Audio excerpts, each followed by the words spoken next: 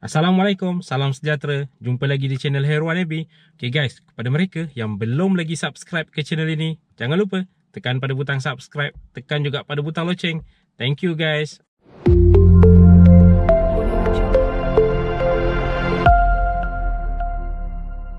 Saat-saat akhir sebelum pembayaran untuk BPR 2021 fasa kedua dibuat, ramai yang bertanya berapakah sebenarnya jumlah yang bakal diterima dalam fasa kedua BPR 2021. Okay guys, sebelum kita menjawab kepada persoalan ini, kita lihat dulu berapakah jumlah keseluruhan serta baki keseluruhan yang masih tinggal untuk dibayar kepada penerima-penerima BPR 2021 mengikut kategori-kategori yang berlainan. Okay, untuk pengetahuan semua, terdapat dua kategori utama yang berlainan. Yang pertama adalah isi rumah dan yang kedua adalah kategori bujang. Okay, untuk kategori isi rumah, kita akan lihat tiga kategori yang berlainan berdasarkan pendapatan isi rumah. Yang pertama, pendapatan isi rumah RM2,500 ke bawah. Yang kedua adalah pendapatan isi rumah di antara RM2,501 ke RM4,000 dan yang ketiga adalah pendapatan isi rumah di antara RM4,001 ke RM5,000. Jadi jom kita lihat apakah jumlah keseluruhan serta baki yang tinggal untuk pembayaran bagi fasa kedua dan fasa ketiga untuk setiap kategori. Okey, untuk yang pertama, isi rumah berpendapatan RM2,500 ke bawah.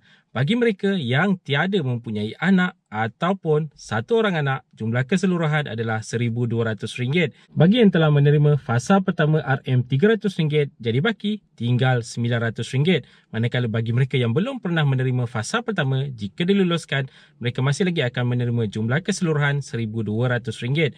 Okay, untuk isi rumah RM2,500 pendapatan ke bawah ini, bagi yang mempunyai dua orang anak ataupun lebih, jumlah keseluruhan adalah RM1,800. Jika telah menerima RM300 pada fasa pertama, baki adalah RM1,500. Kategori yang kedua isi rumah adalah pendapatan di antara RM2,501 ke RM4,000. Mempunyai satu orang atau tiada anak, jumlah keseluruhan adalah RM800. Jika telah menerima RM300 fasa pertama, baki adalah RM500. Okay, untuk kategori yang sama, mempunyai dua orang anak ataupun lebih, jumlah keseluruhan adalah RM1,200. Jika telah menerima fasa pertama, baki adalah sebanyak RM900.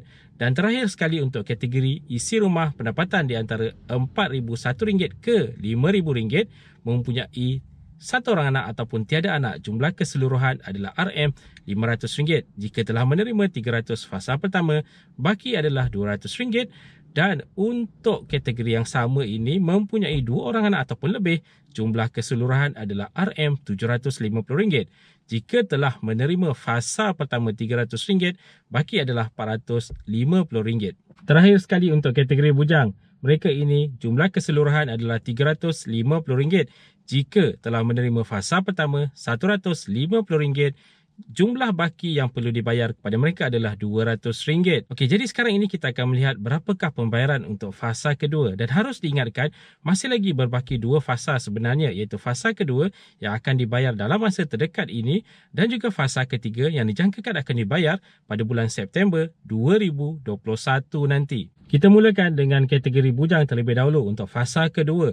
Okay, untuk kategori bujang fasa kedua, jika mereka telah menerima RM150 pada fasa pertama, jumlah untuk fasa kedua adalah RM200 dan tiada fasa ketiga. Bagi mereka yang tidak pernah menerima fasa pertama RM150, jika diluluskan untuk fasa kedua ini, mereka akan menerima jumlah sekaligus RM350 pada fasa kedua ini. Dan tiada fasa ketiga juga untuk kategori bujang. Sekarang kita lihat pula untuk kategori isi rumah. Kita mulakan dengan pendapatan isi rumah di antara RM4,001 ke RM5,000. Jika mempunyai kosong anak ataupun satu orang anak, jumlah keseluruhan tadi adalah RM500. Jika telah menerima RM300, mereka akan menerima baki RM200 pada fasa kedua, tiada fasa ketiga untuk melengkapkan RM500 ini. Bagi mereka yang belum pernah menerima fasa pertama, fasa kedua dijangkakan akan menerima jumlah keseluruhan RM500.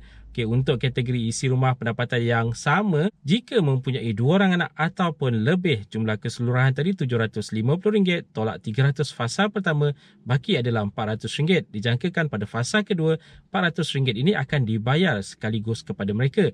Jika belum pernah menerima fasa pertama, mereka akan menerima jumlah keseluruhan RM750.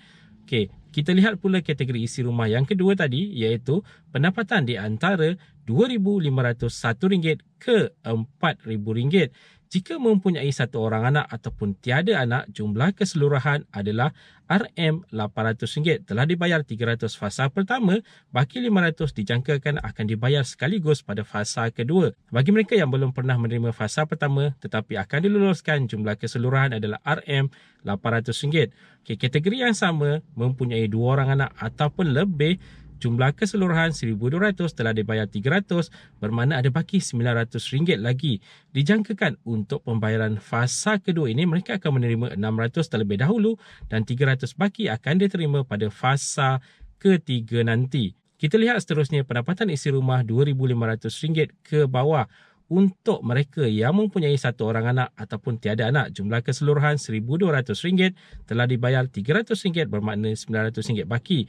Dijangkakan RM600 dibayar pada fasa kedua dan RM300 pada fasa ketiga. Okey, untuk kategori yang sama, mempunyai 2 orang anak ataupun lebih, jumlah keseluruhan RM1,800, telah dibayar sebanyak RM300, baki adalah RM1,500. Dijangkakan untuk fasa kedua, mereka akan menerima RM1,000 dan baki RM500 akan dibayar pada fasa ketiga.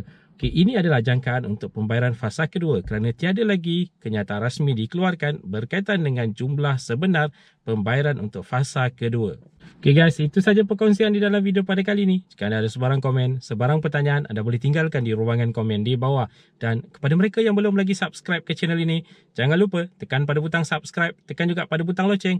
InsyaAllah kita berjumpa lagi di video yang akan datang. Stay safe, stay healthy. Assalamualaikum.